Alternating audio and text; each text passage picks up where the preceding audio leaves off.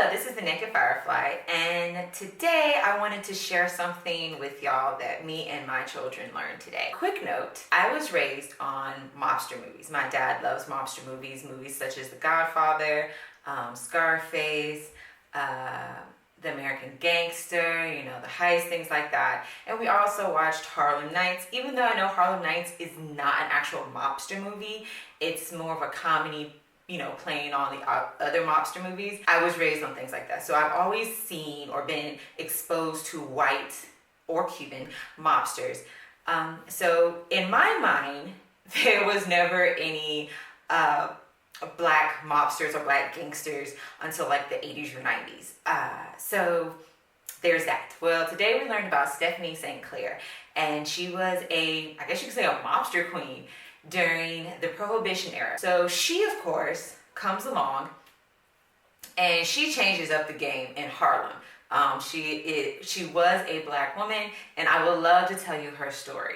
So this is what we learned. Here we go. Stephanie St Clair went by many names: Queenie, Madam Queen, Madam St. Clair, and Queen of the Policy Rackets. She was known to be mathematical. She basically played life as if it was chess. She was a fashion icon. She was street smart, and just like the fierce warrior who I believe she emulated, Nanny of the Maroons, she didn't bow to her enemy. She was born in 1897 in Guadalupe to a single mom who died when she was really, really young. To survive, she had to go work for a white family where, she was abused by the son. And then when she was about 13, she dipped. She left. She got on a boat and she came to New York. So some people believe she was 13. Others believe she was 23. And the only reason why they have those kind of numbers mixed up is only because no one's really sure. They believe that she kind of lied about her age when she got to New York. All we know is that she did learn English, she learned French, and she learned Spanish. So she could speak all three of these languages really well, to the point that when people met her, they would ask her where she was from, and she would say that she was from France. And she would answer in French. So, people would just be like, oh, okay, well, she does sound like she's from France. She doesn't sound like she's from the Caribbean. So they just go with it. So when she got to Harlem, because Harlem is really where she settled at, the black part of town, she had a few love affairs. As a matter of fact, she even got married at one time. Before her first husband, she kind of stabbed her first beau in the eye, only because he tried to pimp her out, and she was not trying to have that. Majority of the men that she connected with were part of the underworld. So the underworld was nothing foreign to her when she got to Harlem. Like, she was used to doing what majority of black women did back in that time, because she was around during the Prohibition period. And if you don't know what the Prohibition period is, a time in America during the 20s and 30s when, it was illegal to sell, transport, or even make alcohol. So she was, around Harlem around that time. So she was exposed to a lot of things. People were selling alcohol illegally, a lot of alcohol houses. So, she was around for all that. Her next husband, I guess you can say, really tried to choke her. And he ended up, falling and hitting his head on the table, and he met his maker. Then in her last husband, we'll get to that story about what happened to him. But let's keep going about who she is. So she gets into the numbers games. And if you don't know what numbers are, or playing numbers, if you've heard the term playing numbers and you're not quite sure what it is, it's basically policy banking. It's a mix of investing, gambling, and playing the lottery all in one. And that's only because few banks back in the day would accept black customers. This was a way for someone to earn some money as well as invest back into the community.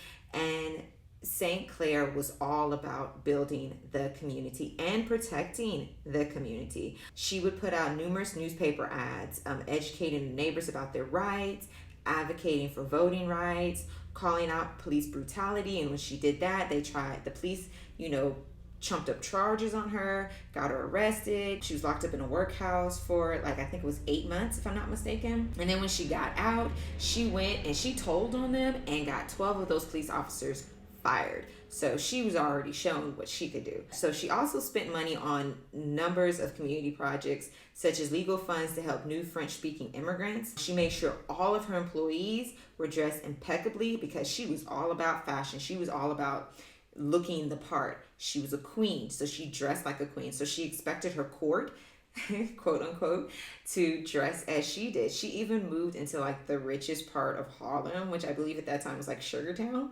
And so she stayed in like a brownstone along with W.E. Du Bois and, Thurgood Marshall and a few other people.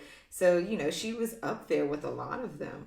Now, when many people met St. Clair, a lot of, I guess you can say, white contemporaries, they would call her arrogant, and some would call her sophisticated and educated. And I mean, she technically was all of those. And she had a very fierce temper. She did not play games with people. She did not have time to play games with them. She was building up her numbers racket with her African American mobster lieutenant, Elworth Bumpy Johnson. And she was doing it at a time where it was wonderful. So then the Great Depression hits, and other parts of New York where other mobsters were starting to lose their money, and they were starting to lose the things that they had. Harlem was not. Harlem was growing. Harlem was prospering because you had Bumpy Johnson, you had St. Clair, and other African American mobsters dishing into the community. They weren't just taking the profits and just spending it on themselves. They were doing things for the community. And so you saw these white mobsters sitting there just oh, wait, I want a piece of that pie too. So they went and they tried to take over. That didn't work out for them. And one in particular, thug, I guess you can call him, mobster, tried to really come in and try to take it from her was Dutch Schultz. He started making phone calls, threatening her, kidnapping and murdering her men, buying off certain police, and at one point even got her arrested. And when she got out, she was like, I got something for you.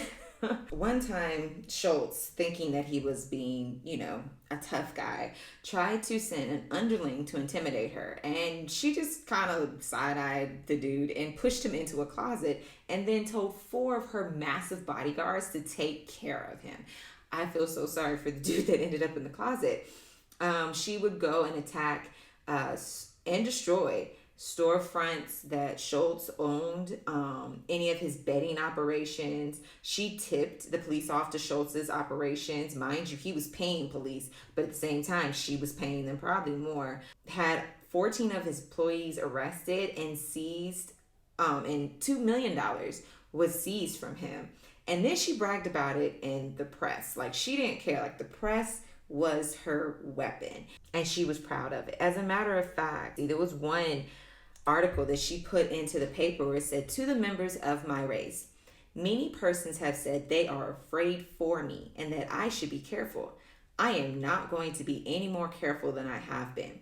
Please have no fear for me. I only ask that you listen to my advice and do what I have told you. I have no fear of anybody. I respect everybody and shall expect respect from them. Enemies have telephoned almost every night and said they are going to give me a ride and bump me off. When they say such things over my private wire, I just laugh at them because such things sound silly and simple to me. My enemies are now planning to frame me by saying that I carry a gun on my possession. These and many more things they are planning to do, but they will have a hard job to be successful because from 3 to 7 days before anything happens, I have a warning of it.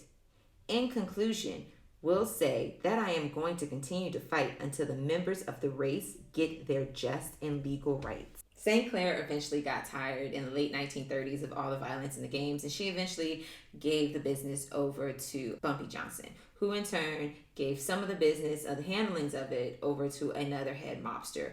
I know I'm going to mess his name up, so I'm just going to say that he was Mobster Lucky, and I'm going to put his name on the screen. So the thing is that they weren't aware of the fact that Lucky kind of had some issues with Schultz anyway. So he went ahead and put a hit out on the dude. And while Schultz was on the toilet, he literally got riddled with bullets. And before he died, he received a telegram from Madame St. Clair that said, as ye sow, so shall you reap. And I think that is the most cold-blooded thing anybody could do to anybody. So let's talk about her marriage, her last marriage. So her last marriage was to a fiery black militant and cult leader. His name was Sofi Abdul Hamid. In the press, he was known as Black Hitler. He organized campaigns to boycott businesses that didn't employ blacks. He ran a mosque. He claimed to have been born in Egypt, even though he was really from Chicago. And he had a lot of anti-Semitism and Nazi-style fashion type of ideals.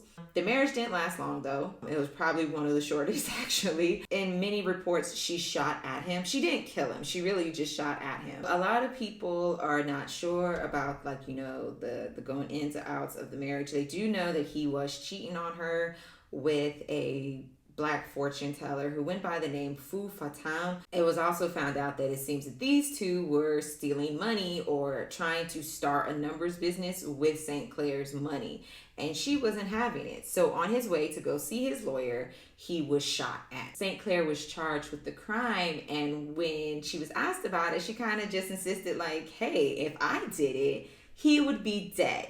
There would be no Hamad. He would not be still walking around here. During the trial, they kind of got him to admit his real name and where he was from, and that he had a mistress who was a fortune teller and peddling, mystical potions and things like that. Unfortunately for St. Clair, she was convicted of assault, and she had to serve 10 years in state prison. So when she did leave prison after 10 years, she still was under the protection of Bumpy Johnson until he died of a heart attack in 1968.